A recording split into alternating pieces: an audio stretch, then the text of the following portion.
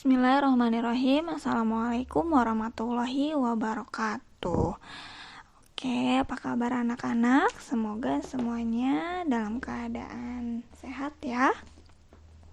Langsung saja Ustazah di sini akan menjelaskan tentang masa penjajahan bangsa Eropa. Kita sudah memasuki tema 7 subtema 1. Baik, penjajahan. Indonesia dijajah oleh bangsa Eropa. Bangsa Eropa yang mana? Yaitu Portugis, Spanyol, Inggris, dan Belanda. Mengapa bangsa Eropa menjelajah Indonesia?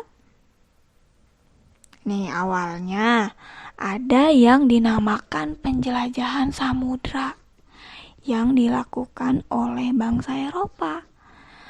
Tujuan menjelajah itu terangkum dengan istilah Gold Glory Gospel, disingkat jadi 3G. Gold artinya memiliki kekayaan, glory itu mencapai kemenangan, dan gospel ialah menyebarkan agama Nasrani. Nah, selain itu, bangsa Eropa juga kesulitan mendapatkan rempah-rempah. Untuk apa ya rempah-rempah itu?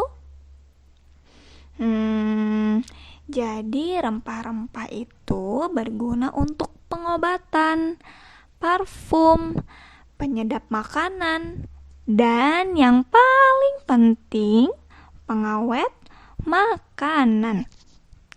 Makanan apa ya yang dimaksud? Jadi begini, di musim dingin, bangsa Eropa terpaksa menyembelih ternaknya, hewan ternaknya, yang sudah tidak sanggup hidup di tengah kedinginan. Nah, daging tersebut itu harus diawetkan, karena tidak mungkin kan makan sekaligus dalam jumlah banyak. Cara mengawetkannya dengan itu tadi, rempah-rempah dan garam. Rempah-rempah yang dicari itu misalnya cengkih, ya, lada, pala, jahe, kunyit, kapulaga, dan kayu manis itu. Oke, sampai sini paham? Baik, mari kita lanjut ke yang pertama, penjajahan yang dilakukan oleh Portugis. Kita lihat di sini Portugis datang pada tahun 1511. Ya, dipimpin oleh siapa? Dipimpin oleh Afonso de Albuquerque. Ya, Afonso de Albuquerque. Jadi itu pelafalan dalam bahasa Portugis. Tulisannya kalau dieja Afonsodealbuquerque. Tapi dibacanya Afonso de Albuquerque. Ya, setelah itu Portugis datang nih ke Maluku pada tahun 1512. Dari Malaka ke Maluku. Mulanya Portugis datang untuk berdagang pala. Tadi ya cengkih ya.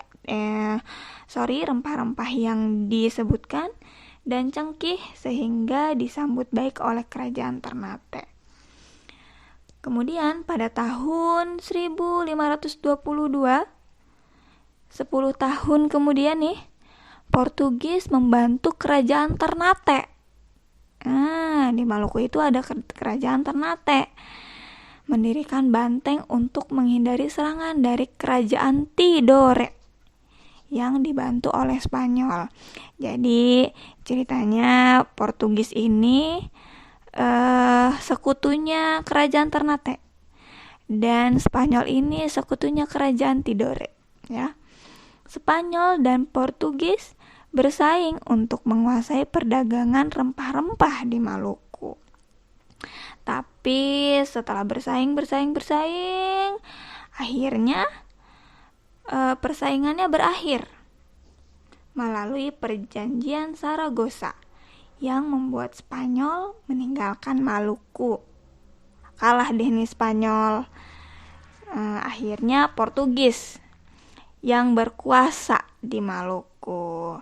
Portugis memonopoli ya perdagangan serta ikut campur dalam urusan kerajaan. Wih, double nih. Akhirnya Portugis berhasil diusir oleh rakyat Maluku pada tahun 1575. Lama ya, dari tahun 1511 sampai tahun 1575. Nah, setelah penjajahan Portugis, masuk lagi nih Belanda masuk.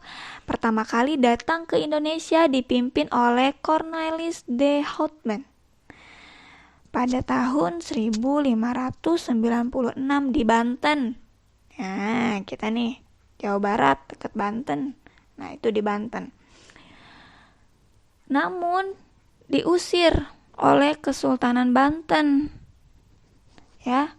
Belanda kemudian kembali datang pada tahun 1598